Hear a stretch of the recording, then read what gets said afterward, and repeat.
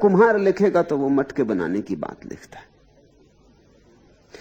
ऐसे इनके पदों में इनके वणिक होने का प्रमाण मिलता है। बड़ी मस्ती की बात कही, कहा कि मैं राम का मोदी, राम का बनिया हूं, राम को बेचता हूं,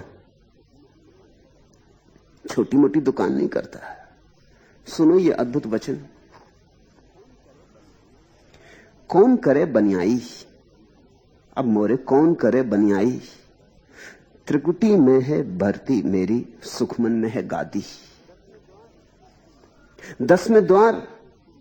10वें द्वारे कोठी मेरी, बैठा पुरुष अनादि, इंगला पिंगला पलरा दूनो, लागी सूरत की ज्योति। सत्य शब्द की डांडी पकड़ो, तौलों भर भर मोती, चांद सूरज दो करें रखवारी, लगी सत्य की ढेरी, तुरिया चढ़ के बेचन लागा ऐसी साहिबी मेरी। सतगुरु साहब किया सिपारस, मिली राम मुदियाई, पलटू के घर नौबत बाजत, नीति उठ होत सबाई। सतगुरु साहब किया कि सिफारिश, तो गुरु ने सिफारिश कर दी परमात्मा से, लिख दी चिट्ठी मेरे नाम। उनकी बिना सिफारिश के तो कुछ होता नहीं। अपने से तो मैं पहुंच नहीं सकता था,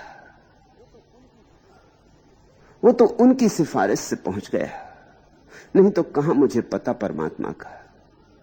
सतगुरु साहब किया सिफारिश, मिली राम मुदियाई। खूब सिफारिश की, तब से राम का मोदी हो गया, राम का बनिया हो गया, तब से राम को ही बेचता हूं। और ये सारे शब्द तुरिया चढ़ के बेचन लागा। 4 अवस्थाएं हैं चेतना की, जागृत, स्वप्न, सुसुप्ति और तुरिया। कहते पलटू के तीनों को पार कर गया, तुरिया चढ़ के बेचन लागा ऐसी साहिबी मेरी। अब मैं तुरिया ही बेचता हूं, अब तो मेरे पास कुछ है भी नहीं। मेरी मस्ती देखो, मेरी साहिबी देखो, मेरा धन देखो, मैं तुरिया बेचता हूं। चांद सूरज दो कर रखवारी, लगी सत्य की ढेरी,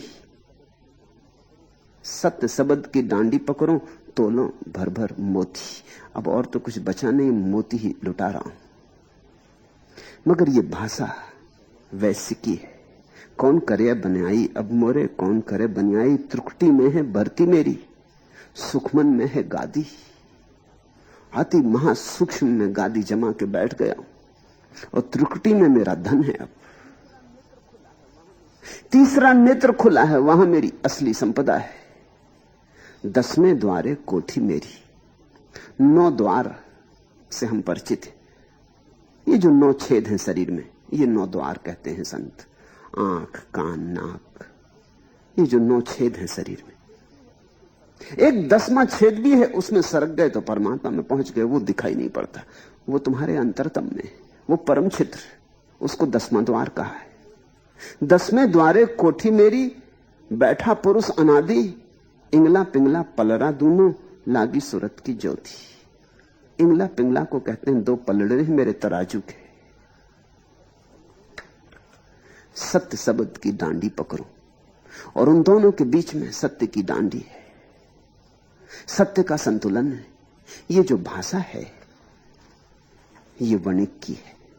इस संबंध में एक बात ख्याल रख लेना, जो तुम्हें याद दिला देनी जरूरी है, कि तुम कहीं भी हो वहीं से परमात्मा का रास्ता है। अगर बनिए हो तो वहां से भी रास्ता है, तो राम के मोदी हो जाओ। कोई ऐसा नहीं है कि ब्राह्मण का ही ब्रह्म पर दावा है, कुछ ऐसा भी नहीं है कि क्षत्रियों का ही दावा है। ब्राह्मण भी सत्य को उपलब्ध हुए, क्षत्रिय भी, वणिक भी, शूद्र भी। प्रत्येक जीवन के ढंग की अपनी सुविधा है, अपनी असुविधा है। ब्राह्मण को एक सुविधा, और ध्यान रखना जब मैं इन शब्दों का उपयोग कर रहा हूं तो मेरा मतलब जन्म जात नहीं। जन्म से कोई ब्राह्मण नहीं होता और जन्म से कोई शूद्र नहीं होता, जन्म से इसका क्या संबंध। लेकिन वृत्ति से ब्राह्मण होते हैं, वृत्ति से शूद्र होते हैं, वृत्ति से क्षत्रिय होते हैं। वृत्ति की बात है, यह व्यक्तित्व की बात है। ये जो चार वर्ण हैं, ये जो चार रंग हैं, वर्ण का अर्थ होता है रंग।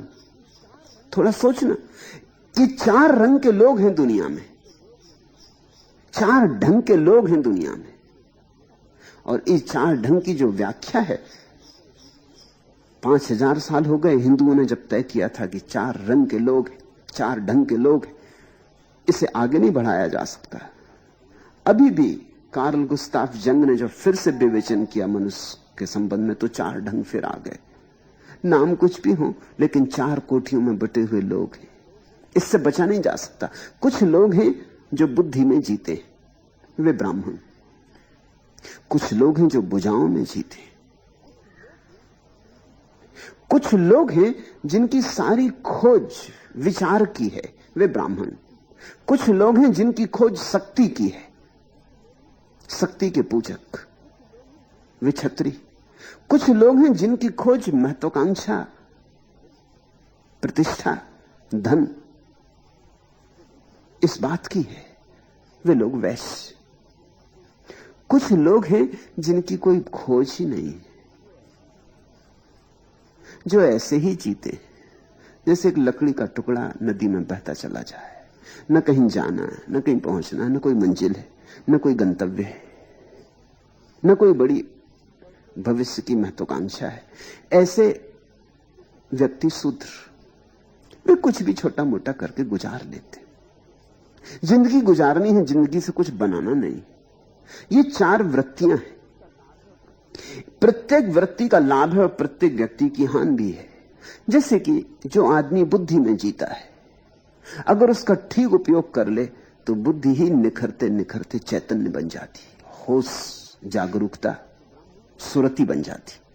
तो ब्राह्मण को एक लाभ है कि वह अपनी बुद्धि को किसी भी दूसरे वर्ण की बजाय, क्षत्रिय, शूद्र, वैश्य की बजाय ज्यादा आसानी से ध्यान में लगा सकता है। ये तो लाभ है, लेकिन खतरा भी है। खतरा यह है, इतनी ही आसानी से वो अपनी बुद्धि को पांडित इकट्ठा करने में भी लगा सकता है। प्रत्येक लाभ अपने साथ छाया की तरह अपनी हानि लाता है। तो जितनी सुविधा है ब्राह्मण को, उतनी ही असुविधा भी है। सुविधा यह है, अगर ठीक मार्ग पकड़ ले, स्मृति को भरने में न लग जाए, बोध को जगाने में लग जाए, तो बुद्ध हो जाए। लेकिन अगर स्मृति को भरने में लग गया, जिसकी बहुत संभावना है, क्योंकि स्मृति को भरना ऐसे है जैसे कोई ढलान की तरफ चले, उसमें मेहनत नहीं है। और बोध को जगाना ऐसे है जैसे कोई पहाड़ की यात्रा करे, उसमें बड़ा श्रम है। तो बहुत संभावना है 99 ब्राह्मण वृत्ति के लोग, 100 में से 99 स्मृति को भरने में लग जाएंगे, पंडित हो जाएंगे। इसलिए ब्राह्मण पंडित होकर समाप्त हो जाते। कभी कभी कोई एकाध 100 में एकाध प्रज्ञावान होता है। ऐसी ही क्षत्रिय की वृत्ति है। क्षत्रिय की वृत्ति के आदमी को एक लाभ है, उसके पास संकल्प का बल है, जूझ सकता है, जुझारू है, लड़ सकता है। दूसरे से लड़ना हो तो दूसरे से भी लड़ सकता है, और अपने से लड़ना हो तो अपने से भी लड़ सकता है। लड़ने की उसके पास कला है। लड़ेगा तो फिर वो संकोच नहीं करता। जान लेने में भी उतना ही कुशल है, उतना ही देने की तैयारी भी रखता है। जिसको लेनी हो जान, उसे देने की तैयारी भी रखनी पड़ती है। तो अगर क्षत्रिय को ठीक राह मिल जाए तो वो तीर्थंकर हो जाएगा। जैनों के 24 ही तीर्थंकर क्षत्रिय, हिंदुओं के सारे अवतार क्षत्रिय, बुद्ध क्षत्रिय, जुझारू लोग। तलवार दूसरे पे चलती रही, चलते चलते एक दिन समझ आ गई तो अपने पे चलने लगी। जिस दिन अपने पे चलने लगी, उस दिन अहंकार काट के गिरा दिया। काटने की कला तो आती ही थी। ब्राह्मण है याज्ञवल्क्य और अष्टावक्र और शंकराचार्य। ठीक चले कोई तो शंकर हो जाए, चूके तो पंडित हो जाए। ऐसी ही वैश्य की संभावना है। धन की उसे पकड़ है। 100 में 99 मौके पर तो वो धन को ही इकट्ठा करेगा और धन को ही इकट्ठा करके मर जाएगा। और लोग कहते हैं मर के फिर सांप हो जाएगा और धन पर कुंडली मार के बैठ जाएगा। मर के भी वो धन की ही रक्षा करेगा। लेकिन अगर परम धन की याद आ जाए वैश्य को, तो धन का खोजी है। धन